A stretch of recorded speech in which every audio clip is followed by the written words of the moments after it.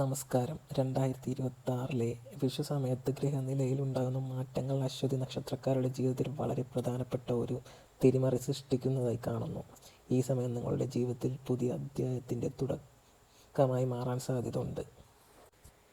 അശ്വതി നക്ഷത്രക്കാർക്ക് ഈ വിഷുവിന് ശേഷം ഒരു പുതുതായി ഉയരാനുള്ള സമയം ആരംഭിക്കുന്നു. ഇത്രയും കാലം നിൽക്കുകയായിരുന്ന കാര്യങ്ങൾ വീണ്ടും മുന്നോട്ട് നീങ്ങും. ഗുരുവിൻ്റെ അനുകൂല സ്വാധീനം നിങ്ങളെ സംരക്ഷിക്കുന്നതും പുതിയ അവസരങ്ങൾ തുറന്നു തരുന്നതുമാണ്. നിങ്ങളുടെ ആത്മവിശ്വാസം വർദ്ധിക്കും.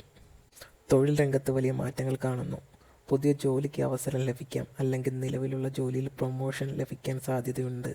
ബിസിനസ് ചെയ്യുന്നവർക്ക് പുതിയ പങ്കാളിത്തങ്ങൾ ലഭിക്കാം, പക്ഷേ ഒരാളെയും പൂർണ്ണമായി വിശ്വസിക്കുന്നതിന് മുമ്പ് ആലോചിക്കുക. സാമ്പത്തികമായി ഈ വർഷം മെച്ചപ്പെട്ട ഒരു ഘട്ടമാണ്. പണം വരും, പക്ഷേ അതിനെ നിയന്ത്രിക്കാൻ പഠിക്കണം. അപ്രതീക്ഷിതമായ ചില ചിലവുകൾ വരാൻ സാധ്യതയുണ്ട്. സേവിങ്സ് ശീലമാക്കുന്നത് വളരെ നല്ലതാണ്. കുടുംബജീവിതത്തിൽ സമാധാനം നിലനിൽക്കും, എന്നാൽ ചില ചെറിയ അഭിപ്രായ വ്യത്യാസങ്ങൾ ഉണ്ടാകും. സഹിഷ്ണുതയും മനസ്സിലാക്കലും കൊണ്ടത് പരിഹരിക്കാം. പുതിയ ബന്ധങ്ങൾ ജീവിതത്തിൽ പ്രവേശിക്കാനും സാധ്യതയുണ്ട്. ഈ സമയം നിങ്ങൾക്ക് ആത്മവിശ്വാസം കൂടുതലായിരിക്കും, എന്നാൽ ചിലപ്പോഴൊക്കെ ആവേശം കൂടുതലായിരിക്കാം. അത് നിയന്ത്രിക്കുന്നത് വിജയത്തിന് സഹായിക്കും. ധ്യാനം, പ്രാർത്ഥന എന്നിവ മനസ്സിന് ശാന്തി നൽകും. ആരോഗ്യകാര്യത്തിൽ വലിയ പ്രശ്നങ്ങൾ കാണുന്നില്ല, എന്നാൽ ചെറിയ തലവേദന, ക്ഷീണം എന്നിവ ശ്രദ്ധിക്കണം. ജീവിതശൈലി ക്രമപ്പെടുത്തുന്നത് അനിവാര്യമാണ്. ദിവസേന പ്രാർത്ഥന ചെയ്യുന്നത് നല്ലതാണ്. വിശേഷിച്ച് വിഷു സമയത്ത് ദൈവസന്നിധിയിൽ നിവേദ്യം സമർപ്പിക്കുക. ഗുരുവിനെയും ദേവതകളെയും പ്രാർത്ഥിക്കുന്നത് ഭാഗ്യം വർദ്ധിപ്പിക്കും.